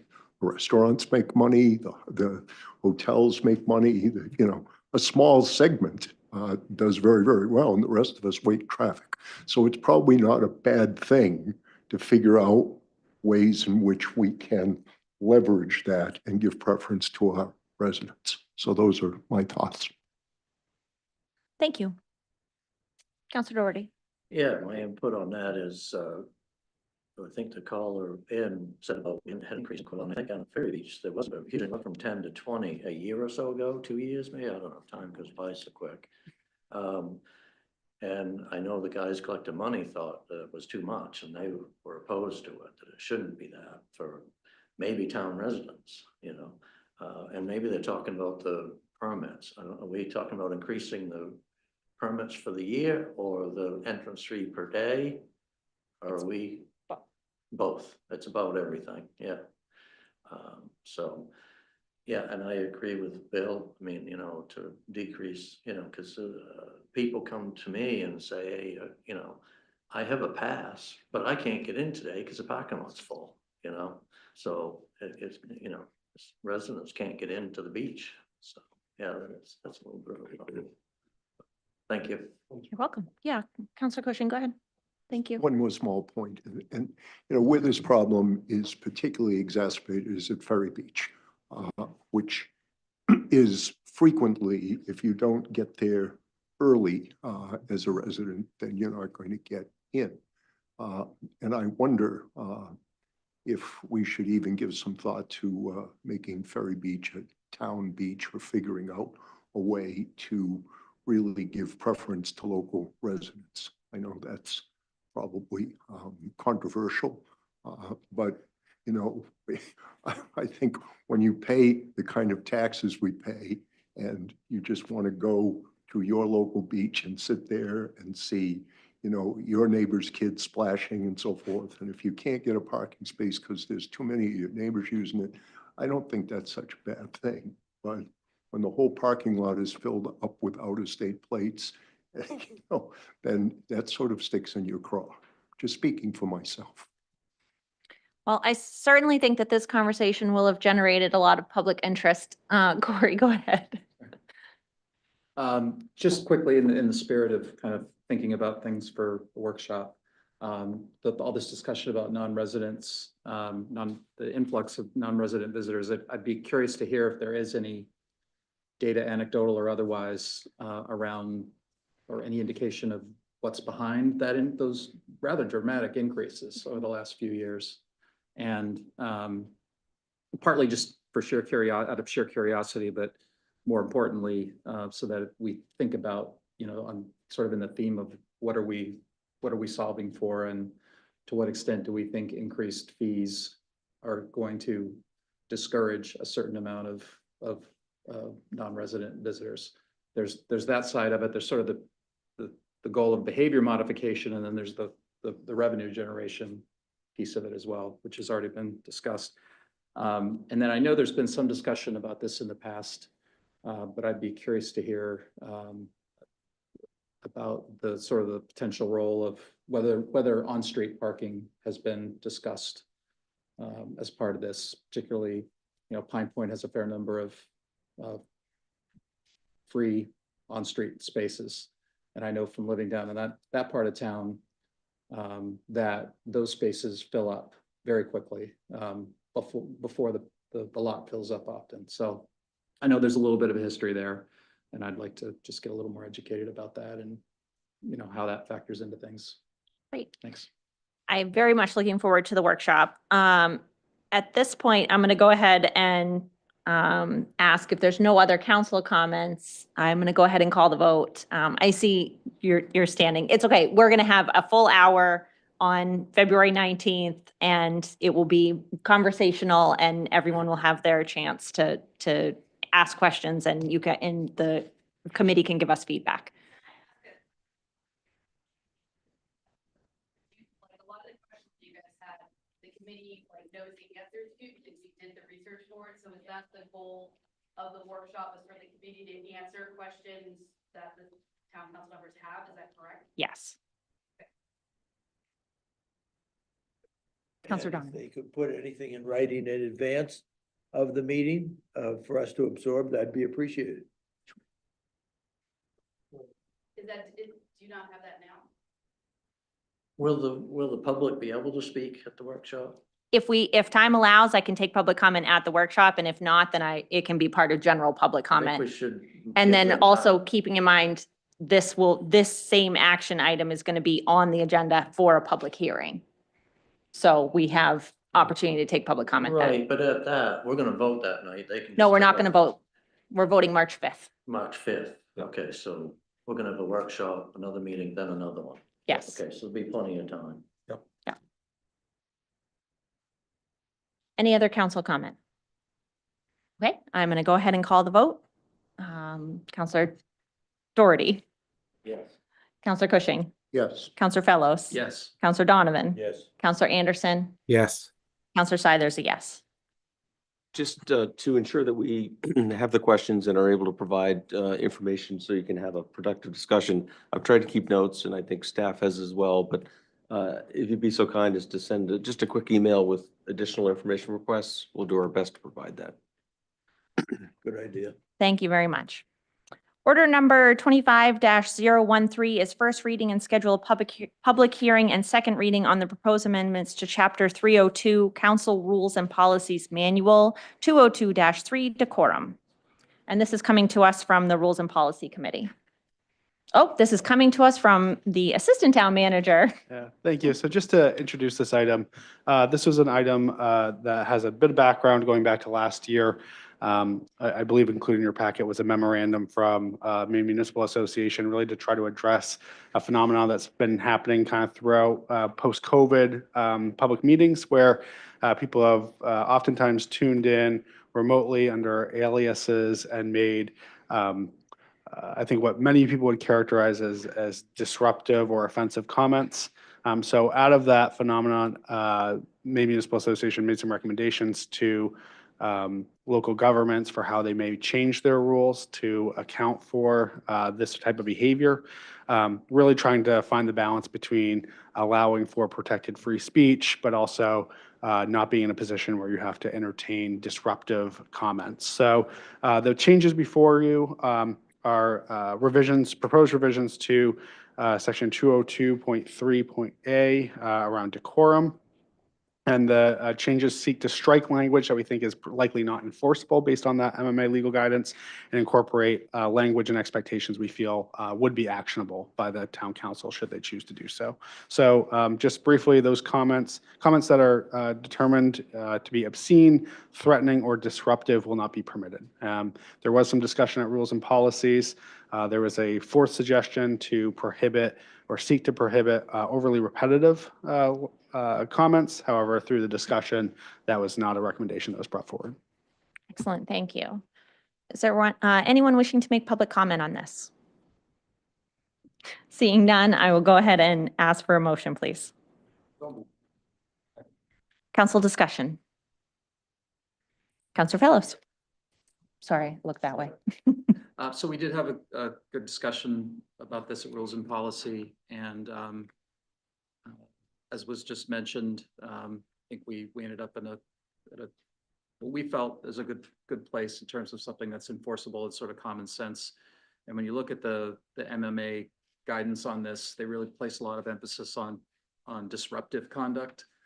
And so really sort of taking it away from what could potentially be a more subjective judgment around something that's quote unquote offensive, or certainly something that you just happen to disagree with. So hope is that this will be supported.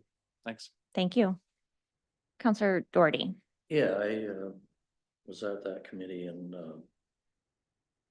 I reluctantly went along with it just because of the freedom of speech.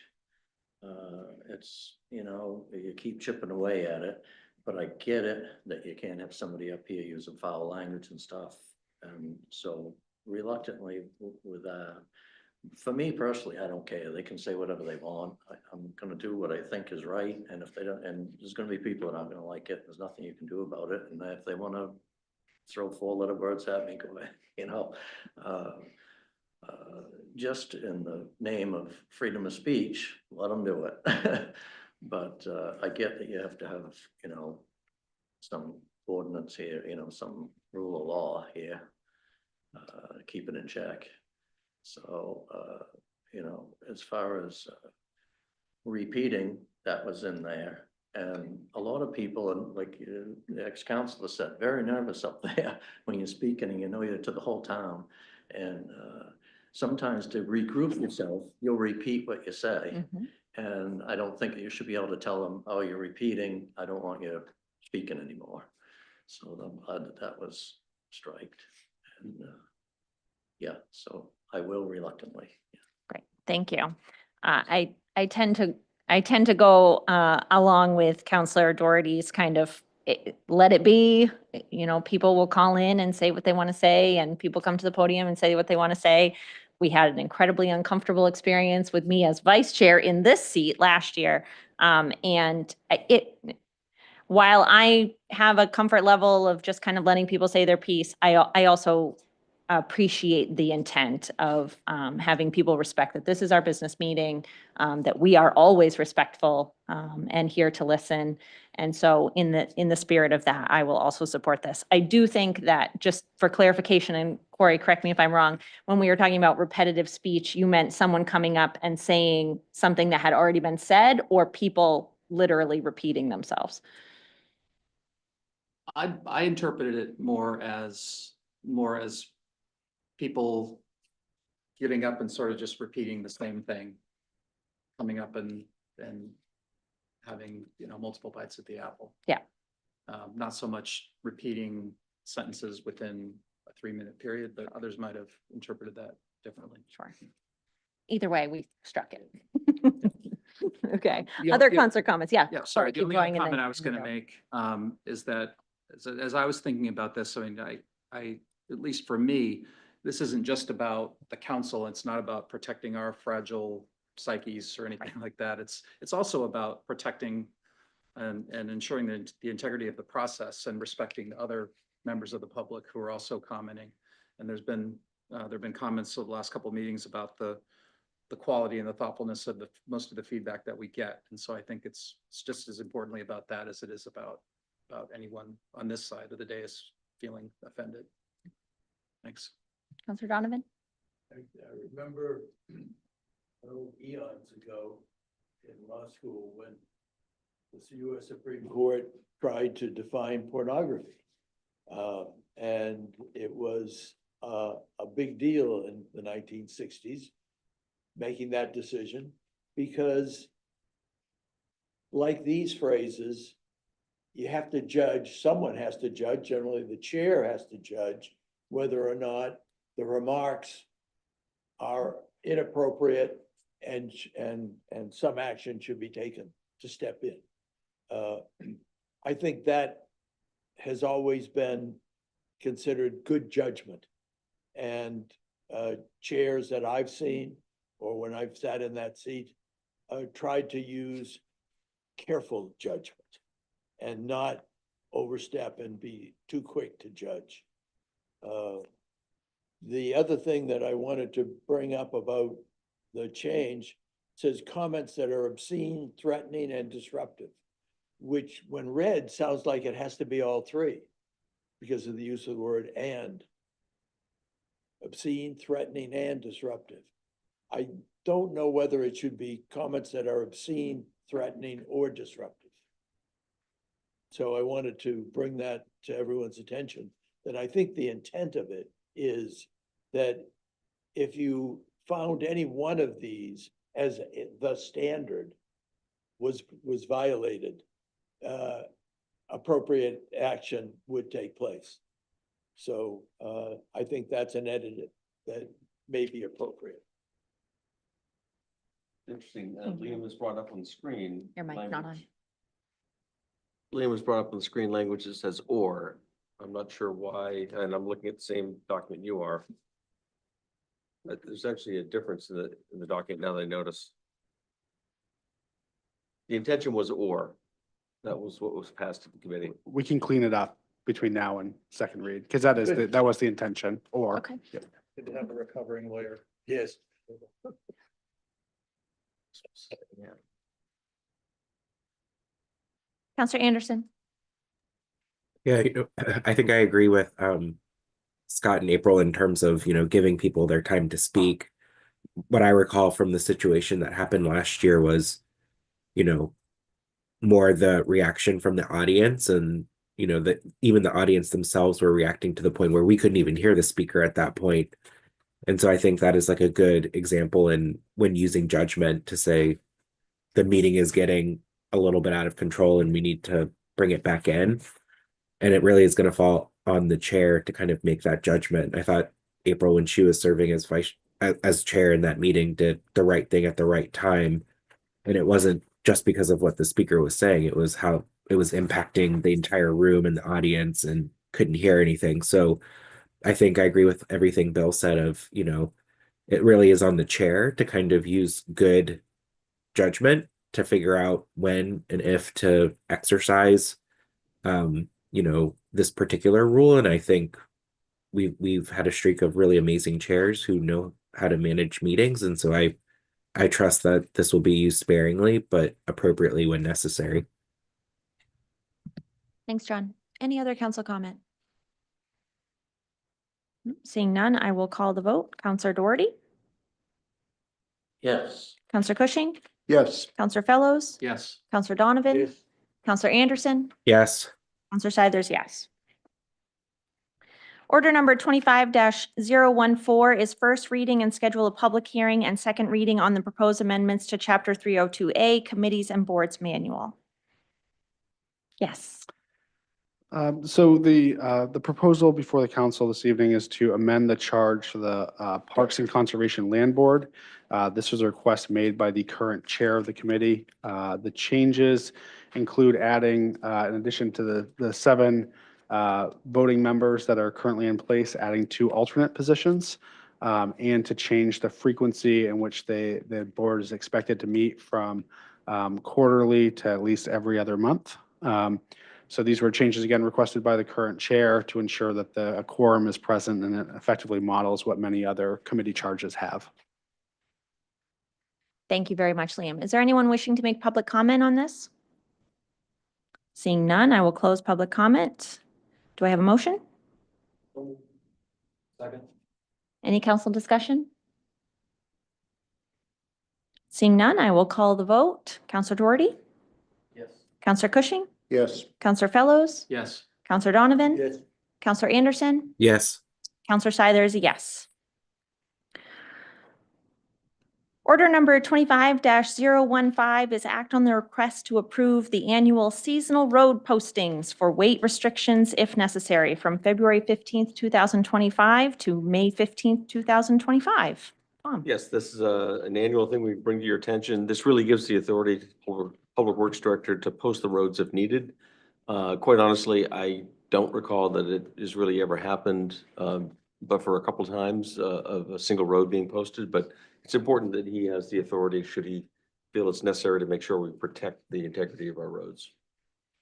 Anyone wishing to make public comment? Seeing none, do I have a motion? Second. Counselor discussion? Yeah, Counselor Doherty. Just one, how come we have to vote on this? Shouldn't they just have the authority to do that anyway? I believe I don't believe it's a blanket authority. I think it needs to be granted every year. Yeah. It's a Okay. part of state law. Oh, okay. All right, that's why. All right, yeah. And this year we may need it. It's been such a cold winter. The last few, I don't think we even posted for it. Perhaps. I don't think you No, needed to, but we this didn't. year I think you may need to, and that's the common sense of it. I don't know why it wouldn't be state law. But thank you. You're welcome. Any other counselor questions or discussion? Seeing none, I will call the vote. Counselor Doherty, Yes. Counselor Cushing, Yes. Counselor Fellows, Yes. Counselor Donovan, Counselor Anderson, Yes. Counselor Shidler is yes. Item 11 is council member comments. Does anyone have anything else they would like to say this evening? Counselor Fellows? The only thing I'll mention is that, and this was something that you, Madam Chair, you had mentioned at some point, that if we want to permanently move the report out of the standing committee reports up into the agenda, which I happen to agree makes a lot of sense. I think there's consensus on the board based on our goals discussion to do that for greater visibility. But that's something that the Roads and Policy Committee can take up at some point. Excellent. Thank you very much. And had you not made your offer, I was going to make a request. So thank you for getting out ahead of that. Other council member comments? Counselor Yes. Cushing. Point of personal privilege, I will be away beginning tomorrow, traveling on a Viking to an undisclosed location. I will not be here for the all boards meeting. I apologize. That's the only meeting I'll miss on account of this journey, but don't bother me. Thank you. You're welcome. Safe travels and fair seas. Counselor Anderson. It was so hard for me not to say so moved in second. So, and this wasn't a plot so that you guys had to say it because I wasn't there. So I have the flu. So please wash your hands. Try and stay healthy. Don, especially you before you go on your trip. I don't want anybody to have what I have. It sucks. Well, get better, Counselor Anderson, because if you want to say second and so moved, you have to be in the room. I'm retired now. I think they got it covered. Any other counselor comments? With that, I will go ahead and ask for a motion to adjourn, please. I will call the roll. Counselor Doherty. Counselor Cushing. Yep. Counselor Fellows. Yes. Counselor Donovan. Yes. Counselor Anderson. Yes. Counselor Seiler is yes. Thank you, everyone. Have a great night.